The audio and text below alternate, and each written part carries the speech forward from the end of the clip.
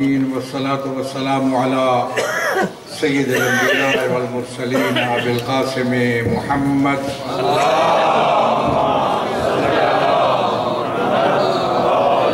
وآل الطيبين وصحبه المنتجبين. أما بعد، فقد قال الله تبارك وتعالى: لكي لا دولة بين الأغنياء منكم. عزیزان گرامی، توفیق خداوندی ہے کہ مجھے اس مرکز علمی کے اس اجلاس میں پرشکو اجلاس میں شرکت کا موقع نصیب ہوا اور اس توسط سے آپ برادران ایمانی کا، طلاب کرام، علماء کرام کا نزدیک سے دیدار ہوا۔ میں تحسین کہتا ہوں، شاباش دیتا ہوں، قدردانی کرتا ہوں حجت الاسلام محی الدین صاحب اور ان کے رفقاء کار کو، اس ادارے کو، کہ وہ مسلسل اچھے نتائج پیش کر رہا ہے اور ایک ایسا ادارہ ہے جو قوم کی توقعات پر پورا اترنے کی کوششیں لگاتار کر رہا ہے۔ اتفاق کی بات ہے کہ ان دنوں میں ایک طویل سفر پہ ہوں اور مختلف اداروں کے پروگرام میں نے شرکت کر چکا ہوں۔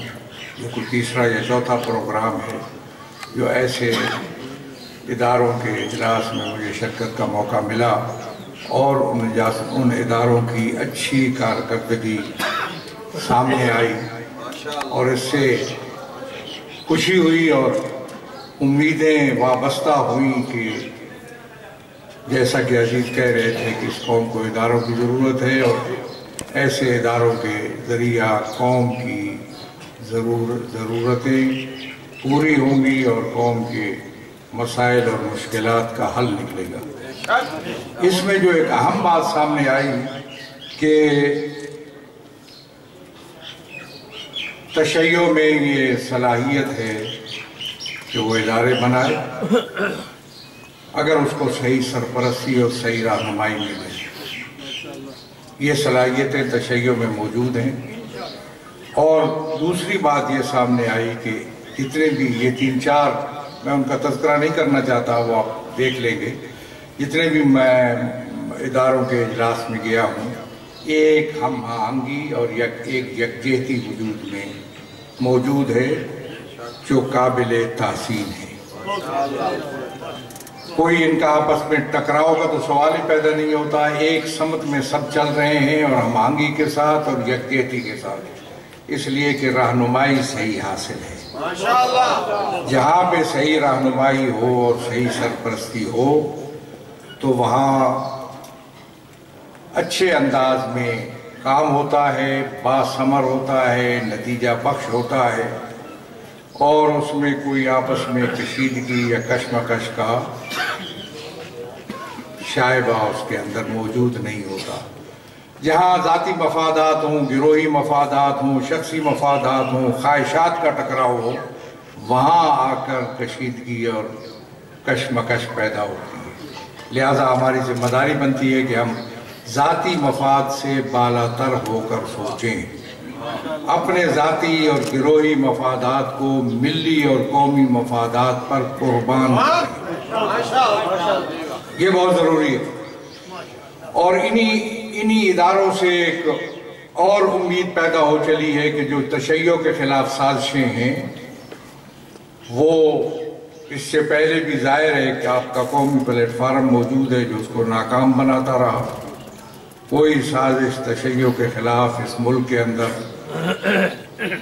کامیاب نہیں ہو سکی، اگرچہ مختلف راستوں سے دشمن وارد ہوا، تشیع کا راستہ روکنے والے مختلف لباس میں، مختلف رنگوں میں، مختلف انداز میں آئے اور انہوں نے سازشیں کی، لیکن تو ہر جامہ کے می خواہی بپوش من انداز قدترا می شناسم۔ شاعر نے کہا ہے کہ تم جو لباس پہننا چاہتے ہو پہن لو، میں تمہارے قد کے انداز کو سمجھتا ہوں۔ ہم نے ان کو سمجھا اور گہرائی تک سمجھا، اور اتنی ایسا سمجھا کہ بہت سی باتیں جو میں آپ کے سامنے یہاں کر نہیں سکتا ہم سمجھتے ہیں اور اسی انداز میں اس کا توڑ تلاش کرتے ہیں۔ اس لیے ان کا تذکرہ شاید میں زیادہ نہ کر سکوں۔ سازشیں اس انداز میں ہم نے کامیاب بنائی کہ سازشیوں نے جو راستہ بھی اختیار کیا اس راستے کو ہم نے سیل کر دیا اور بند کر دیا۔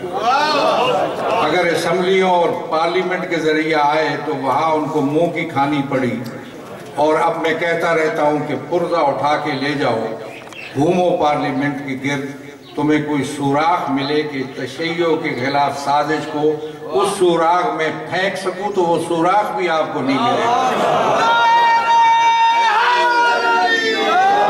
کہ آپ نے تشیع کو کس انداز میں پیش کیا، ان باتوں کو کیوں اختلافی بنایا آپ نے، جو باتیں اختلافی نہیں تھیں ان پہ کیوں لوگوں کو حوالے دینے آپ نے شروع کیے جن کی کسی حوالے دینے کی ضرورت نہیں تھی۔ من کنت مولا فہذا علی مولا انا مدینۃ العلم و علی بابها الحسین منی و انا من الحسین الحسن والحسین سیدہ شباب اہل الجنہ۔ ان کے لیے کسی دلیل دینے کی ضرورت نہیں تھی، لوگ مانتے تھے۔ ہم نے غلطی کر کے اس کو اختلافی بنانے کی کوشش کی۔ ایک موضوع ہے علماء کرام کے لیے میں کر رہا ہوں، وہ دور مناظرے کا گزر چکا جو پہلے ہوتا تھا یہاں پہ۔ میں بہت سے مناظروں کا عینی شاہد ہوں، لیکن جب حالات بدلے تو کہاں گیا آپ کا مناظرہ؟ مناظرے کا رنگ بدلنا چاہیے تھا، باقی رہنا چاہیے تھا۔ تشیع کے لیے مناظرہ باقی رہنا چاہیے لیکن انداز بدلا ہوا ہونا چاہیے۔ تشیع جو اس کی حیثیت اور اس کا مقام ہے بہت بلند و بالا ہے، وہ کوئی محدود گروہ یا محدود سوچ یا محدود کسی رسموں یا کچھ عبادات کا نام نہیں ہے۔ تشیع اس سے بالا تر ہے، ایک مکتب ہے تشیع، ایک تحریک ہے تشیع، ایک سوچ اور فکر کا نام ہے تشیع۔ اس کو پیش کرنا ہے ہم نے دنیا کے سامنے، لیکن مشکل یہ ہوئی کہ ہمارے خلاف روڑے اٹکانے کی کوشش کی گئی، ہمیں الجھایا گیا، بازاری لوگوں کے ساتھ برابر لانے کی ہر قسم کی کوشش ہوئی، انتظامی، سرکاری، دوسری نوعیت کی کوششیں جن کا مقابلہ کر رہا ہوں۔ اس طرف میں جاؤں تو بہت سی معلومات ہیں جو آپ کو دینے کی ہیں، لیکن اس کو لا کر بازاری لوگوں کے ساتھ کھڑا کرنے کی کوشش کی۔ ہم نے وہ حکمت عملی بنائی کہ آج امت واحدہ کے عین وسط میں تشیع بیٹھی ہے، امت واحدہ کے مظہر کو، تصور کو قرآن ان ھذہ امتکم امۃ واحدہ، امت واحدہ کے اس تصور کو، حقیقت کا روپ دینے کا امتیاز تشیع کو حاصل ہے۔ تشیع نے امت کے 57 ملک ہیں اسلامی جن کے اندر تقریریں بھی ہوتی ہیں، سیمینار بھی ہوتے ہیں، کانفرنسیں بھی ہوتے ہیں، آپ بھی یہاں کرتے ہیں، کانفرنسیں ہوتی ہیں اتحاد و وحدت کی، لیکن مسلمان مکاتب فکر کو، مسالک کو ایک ایسے انداز میں جوڑنا کہ ایک تنظیم کی شکل میں سامنے آئیں۔ یہ اگر امتیاز حاصل ہوا ہے تو پاکستان میں تشیع کو حاصل ہوا کہ اس نے سب کو ایک تنظیم کی شکل میں پرویا، دائی ہونے کی حیثیت سے نہیں، بانی ہونے کی حیثیت سے۔ مت کہا کریں میں دائی اتحاد نہیں ہوں، میں بانی اتحاد، اور کسی کمزوری کی وجہ سے نہیں، کسی مجبوری کی وجہ سے نہیں، اور کسی مشکل کی وجہ سے نہیں۔ میرا مشن ہے، میری ذمہ داری ہے، میرا فریضہ ہے۔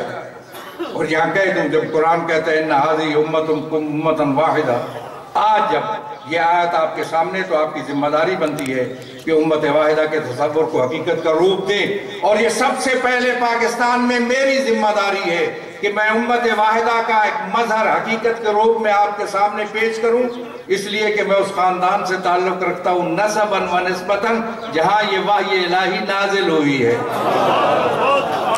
پیش کیا ہم نے، آپ نے دیکھا کہ جن بازاری لوگوں کو ہمارے برابر لانے کی کوشش میں کروڑوں اور اربوں روپیہ صرف ہوا اس ملک کے اندر، اور کیا کیا کام نہیں کیے گئے۔